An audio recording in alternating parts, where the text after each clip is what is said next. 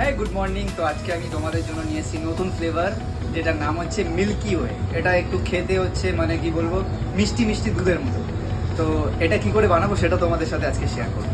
চলো let's. Milky way বানানোর জন্য যে ফ্লেভার লাগবে সেটা হচ্ছে লাগবে গাম।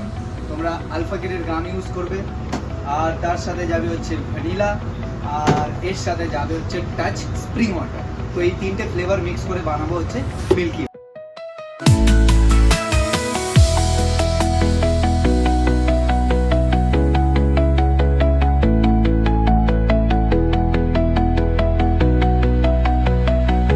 ছিলাম রেডি, ঠিক আছে।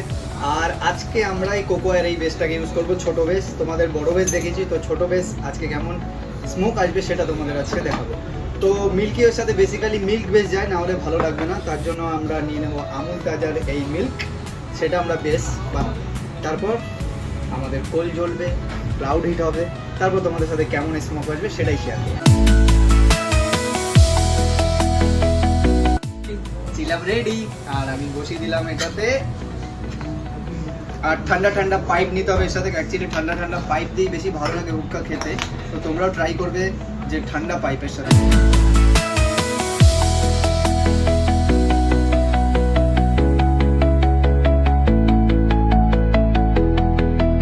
তো তোমাদের কেমন লাগলো এই ভিডিওটা অবশ্যই জানাবে কমেন্টসে, আর শেয়ার সাবস্ক্রাইব করতে আমার চ্যানেলটাকে একদম ভুলবে না।